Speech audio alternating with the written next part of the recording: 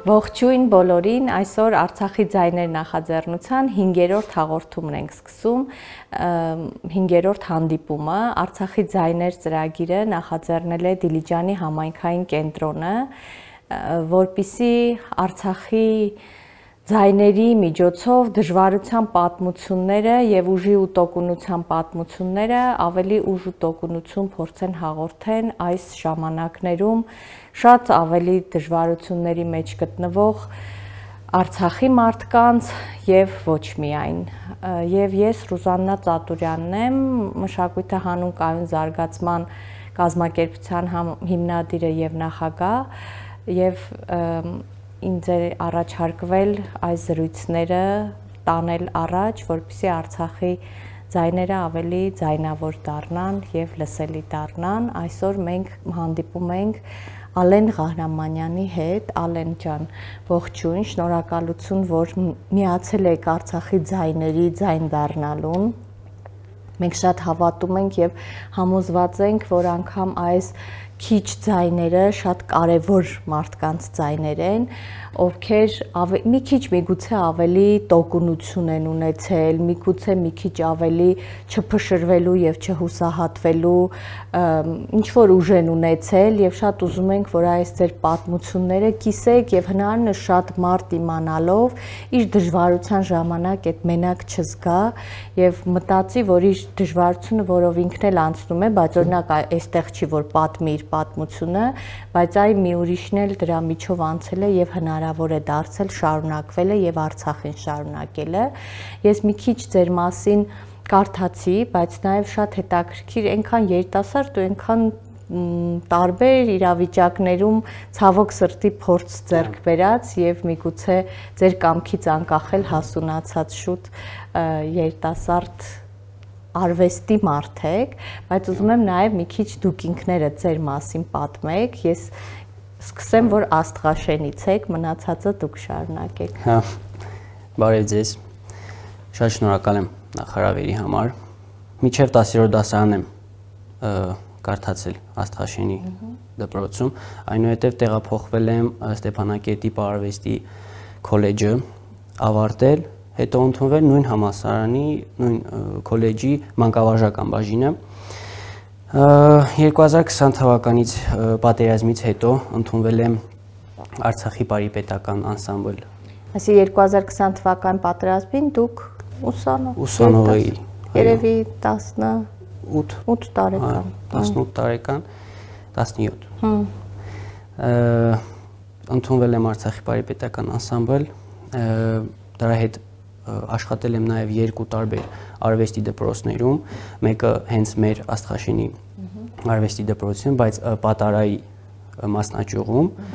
Գնում եք Ստեփանակերտից դասավանդում։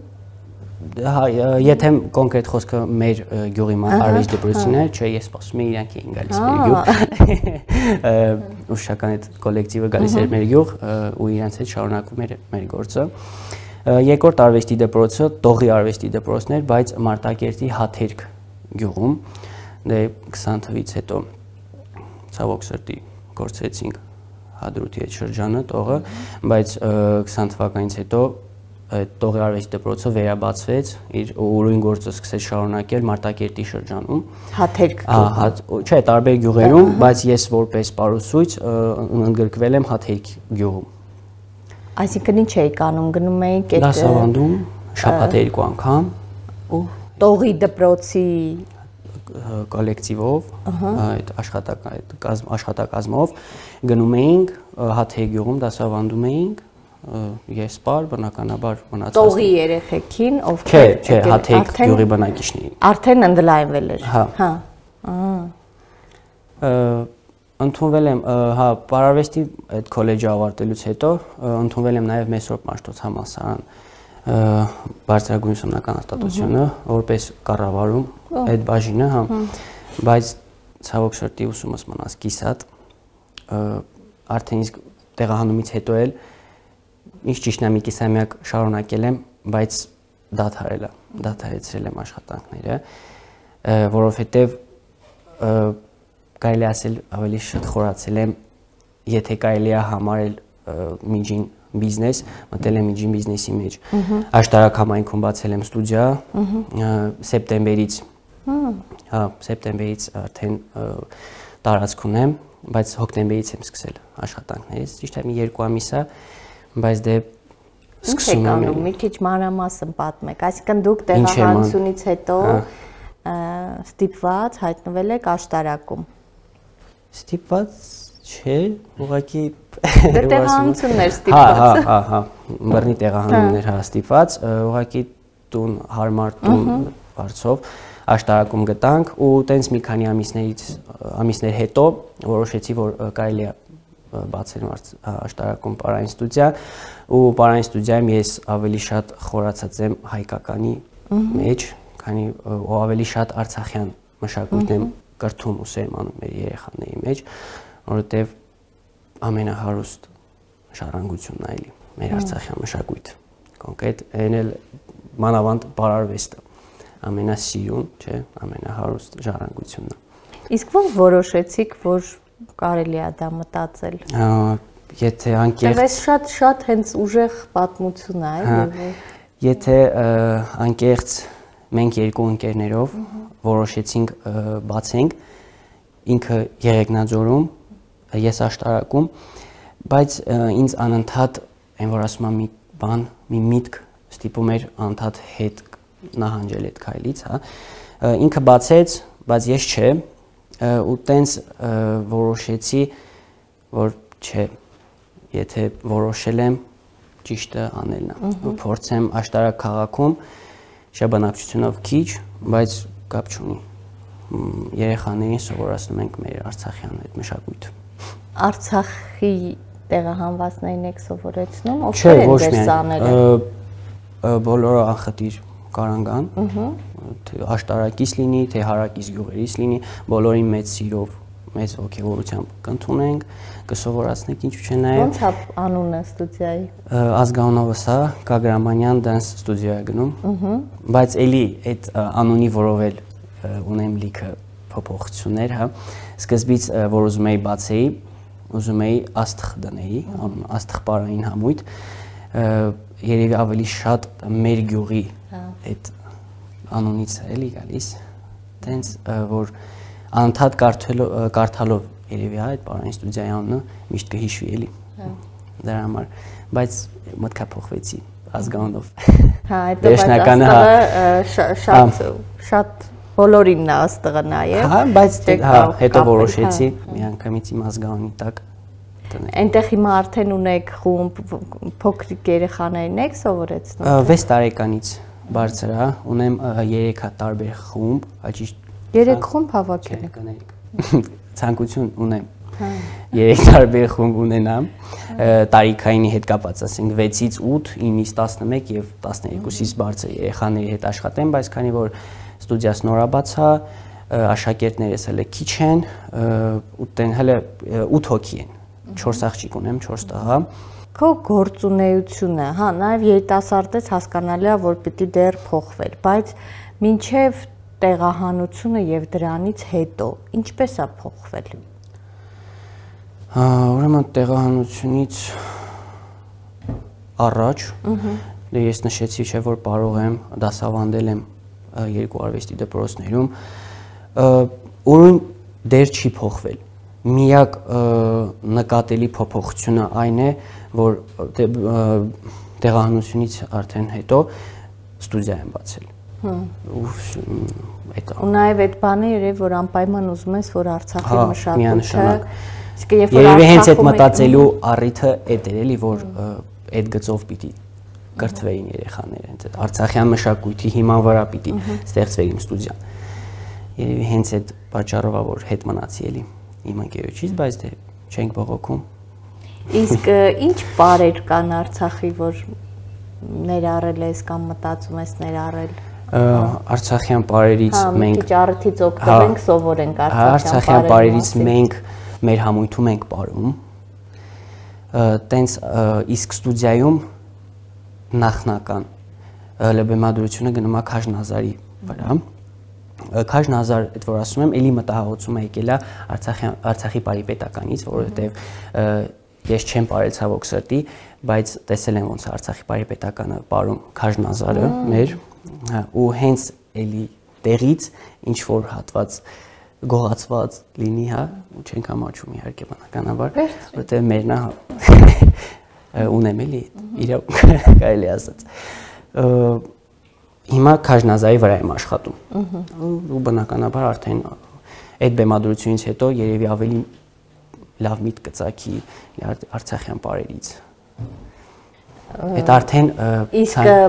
Արցախի բարի պետական անսամբլ է կոչվում, այդտեղ է նաև պարում, այդտեղ ինչ պարեր է բեմադրվում արցախյան պարերից։ Չի բեմադրվում, բեմադրված բերել ենք, հին պարեր ունենք, որ հիմա Հայաստանի Հանրապետությունում ենք վերականգնում, օրինակ մի հատ պար ունենք, ջջլախտի է կոչվում։ Ջջլախտի։ Էդի Ջոջանակը չի։ Ջոջանակն է։ Չգիտեմ էլի։ Գոտին այդ խաղեր, տենց Արցախյան էդի հին խաղերից էր, ու տենց վերցրեցինք այդ խաղը, ավելի բեմականացրեցինք ու դարձրեցինք պար, ու հիմա այստեղ Հայաստանի Հանրապետություն վերականգնում ենք այդ պարը։ Ես ուզում եի հասկանամ, եթե մինչև այդ ծանոթ ես եղել բարի պետականի խաղացանկին։ Հիմա օրինակ պատերազմը ու տեղահանությունը ինչպես է ազդել նաև այդ խաղացանկի ձևավորման վրա, կամ ոնց եք նորից տեսնում դերը կամ ինչ նոր ուղղություններով գնալը։ Ծանոթ լինել պարացանկին ու պարել հենց այդ պարացանկը, դա լրիվ տարբեր աշխարհ է։ Զուտ իմանալ, որ ծանոթ լինել այդ պարին ու պարել երկար տարիների հետո պարել այդ պարը երկու տարբեր աշխարհներ է կարելի ասել, ու հենց ծանոթ ժամանակ ուրախ էիր, բայց արդեն որ պարում ես այդ պարը հպարտ ես, որովհետև չէ որ ժողովրդին դու ներկայացնում ես, արդեն ներկայացնում ես, ոչ թե ներկայացումն ես նայում, այլ դու հենց ինքդ քո եսով ներկայացնում ես այն։ Ալեն 23 թվականից հետո, սեպտեմբերի 19-ից հետո, երբ առաջին անգամ հնարավոր եղավ բեմ բարձրանալ։ Դժվար է, շատ դժվար էր սեպտեմբերի 17 բռնի տեղանումից հետո որոշում կայացնել, կանգնել բեմին ու պարել, բայց երկար մտածմունքներից հետո մեկը գալիս կանգնում ես այն մտքի առաջ, որ պիտի պարես, որովհետև դու պարել ես մի վայրում, պարել ես մի պար, որ ինքը իր բնույթով ներկայացնում է հենց Արցախյան այդ հարուստ պարարվեստի այդ ժառանգությունը։ Առաջին անգամ տեղանումից հետո բեմ բարձրացանք դեկտեմբերի 10-ին օպերայի շենքում, մենք կանք ծրագրով, որպեսզի թե Մայր Հայաստանի Հանրապետությանը, թե այլ երկրների ժողովրդին պարով ապացուցենք, որ չի կորել Արցախցու այդ ուժի կամքը։ Հենց այդ մենք կանքից հետո տենց արդեն սկսեցինք կամանց արդեն մարզերից տենց մոտիկացանք ու տենց գնացիք մարզեր։ Հա, մարզերում համերգներ, տարբեր տեղեր։ Արվեստի մարդկանց համար միշտ համ դժվար է ճգնաժամային վիճակներում, բայց նաև ոնց որ արվեստը օգնող ուժ է լինում հաճախ։ Հիմա դու ոնց ես մտածում քո համար, թեկուզ բարի պետականի համար, որ դերն է եղել։ Ոնց է ուժ տվել այդ արվեստը։ Այն միտքը, որ ես նշեցի, որ պարես քոնը ներկայացնես հենց քո մշակույթը ժողովրդին։ Երևի հենց այդ ուժի, այդ ուժն է, որ ուղղորդել է մեզ բոլորիս, Արցախի բարի պետական անսամբլի պարողներիս միահամուռ կերպով սաղին մոտիկացնել իրար։ Ունենք տարբեր մարզերից, հերու, Եղեգնաձոր, Արարատ, ես աշտարակ, բայց բոլոր պարողներիս այդ միտքը մի հատ համակերպվել ու առաջ շարժվել։ Ես ուզում եմ մի քիչ պատմես, գիտեմ, այդ դժվար է բոլորի համար այս ժամանակի մասին խոսել, այս բլոկադայի ու Արցախի պաշարման ժամանակ ինչ էր նշանակում պարով զբաղվել։ Շատ դժվար հարց է, շնորհակալություն իհարկե, ու նույնքան դժվարությամբ փորձեմ պատասխանել ձեր հարցին։ Հենց այդ քիչ պաշարի պատճառով, այդ որ դուք նշեցիք այդ ուժը, հա, ես մեր գյուղը, մեր Ստեփանակերտի այդ անսամբլի զալից 21 ահագին հեռու էր, 21 կիլոմետր հեռավորության վրա էր, բայց դա ինչ ընդհանրապես չխանգարեց հաճախել ամեն օր մեր փորձերին, որովհետև ես չեմ կարողանում ասեմ, այդ զուտ իմ կարծիքը պարարվեստի հետ կապված կոնկրետ պարարվեստի այդ մթնոլորտում շատ ուրիշ ձև է զարգացած։ Ես ահա որ շատ սիրեցի այդ գործողություն, այդ գործընթացը, այդ զբաղմունքը, հա, այդ ոլորտ։ Դրա համար ես չկանգնեցի այդ բլոկադայի ժամանակ այդ դժվարություններին։ Հաղթահարեցինք բլոկադան։ Բայց այսինքն մի բան է, որ պարուսույցն է գնում, մի բան է, որ պիտի պար սովորողներն էլ գան։ Հա, ուզեն գալ, որտեվ հոգեվիճակի խնդիր է, չէ, շատ դժվար ժամանակ էր։ Ոչ թե երևի, այլ Արցախի պարիպետական անսամբլում այդ ժամանակ մենակ ես էի, որ գյուղից էի, ու ես նշեցի, որ իմ համար դա ընդհանրապես դժվար չէր։ Ոտքով Ենում հնարավորություններ սկզբնական ժամանակահատվածում բլոկադայի, ով հնարավորություններ թեկուզ այդ նախքան տրանսպորտի աշխատելը, տրանսպորտով եւ այլն, գայինք, համախմբեինք ու շարունակեինք մեր ամենօրյա գործը, այն որ ասում եմ չիմանալով, որ բլոկադա է։ Ու հենց դա խոսում է ձեր նշած ուժի մասին։ Իսկ ինչ որ այդ պաշարման ժամանակ ելույթներ ունենում էիք, թե միայն փորձեր էին այդ ժամանակ։ Նախնական այդ հենց ընկավ բլոկադան, այո, ունեինք, մենք ապրիլի 29-ին նշեցինք մեր բարի միջազգային օրը Ստեփանակերտում բլոկադայի ժամանակ։ Ու ապրիլի 29-ից հետո վсё, մենակ փորձեր էին։ Բայց ապրիլի 29-ին, այսինքն նաև հանդիսատես ունեցաք, դա էլ օգնեց ապրեցնել, ենթադրում եմ։ Միանշանակ հանդիսատեսի այդ ոգևորվածություն տալը։ Որտեղ ունեցաք։ Մեր Ստեփանակերտի երիտասարդական պալատում ունեցանք, մեր բարի միջազգային օրը նշեցինք ու դրանից հետո արդեն քչացան հնարավորությունները համերգ տալու, դրա համար մենակ փորձեր էինք անցկացնում։ Իսկ երեխաները գալիս էին, ո՞նց եք էլի, որտեվ պարը միշտ ուրախության, ավելի անհոգ ժամանակների ու ինձ միշտ շատ հետաքրքիր է եղել, թե ճգնաժամի ժամանակ այդ ինչ հավելյալ նորից ուժ է պետք, որ այդ պարի փորձերը թեկուզ կայանան։ Չեմ կարողանում ձեր այդ հարցին պատասխանել, որովհետև դա ես իմ ցանկությունն է երևի շատ խոսում։ Երեխեքներ էին գալիս։ Հա, երևի երեխաներն էլ թեկուզ փոքր տարիքում, բայց գիտակցում էին ինչի համար էին անում։ Հա, ձեզ էլ sense նորից ստիպում ենք այդ դժվար վիճակները վերապրել ու նորից խոսել այդ մասին։ Իսկ Արցախը որպես գաղափար Ձեզ ինչպես է օգնում հիմա։ Հենց Արցախը առանց ոչ մի բանի, հենց ինքը Արցախով սա գործի առաջ է տանում ու ստիպում է առաջ տանել, որովհետև նորից եմ ասում, դու գիտես ու կոնկրետ գիտակցում ես ինչ ես տանում ու եթե խոսենք ապագայի մասին, բոլորից ձեռքերում է ապագան։ Եթե ամեն մեկս, ամեն ոք Արցախի մասին թեկուզ ինչ-որ մի փոքր պատմությամբ հաղորդակցենք սերունդից սերունդ, սերունդների մեջ, չի մոռացվելու երբեք։ Ու ինչու՞ չէ նաև առիթից օգտվեմ, ասեմ Արցախ վերադառնալու այդ չնչին հույսով ապրելն է ստիպում։ Ամեն օր դուք դրա հետ կապված չենք կարա մոռանանք։ Ինչ որ տեղ չենք էլ կարա հիշելով ապրենք, բայց միանշանակ բոլոր արցախցիների ու ինչու՞ չէ նաև հայերի շատ հայերի երազանքն է նորից հետ բերել Արցախը, բայց արցախցու համար դա լրիվ ուրիշ է, որովհետև արցախցին է թողել։ Այն տունը, որ հայր պապն է սարքել,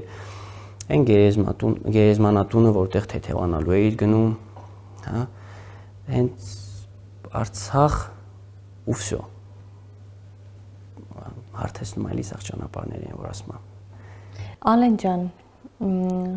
շատ անկեղծ լավ զրույց է։ Ես չեմ ուզում քո բեռը մի հատ էլ ավելացնեմ, ասեմ ինչ մեկ էլ ինչ կուզես մարդկանց խորհուրդ տալ եւ այլն, բայց քո հասակակիցներին թեկուզ, քո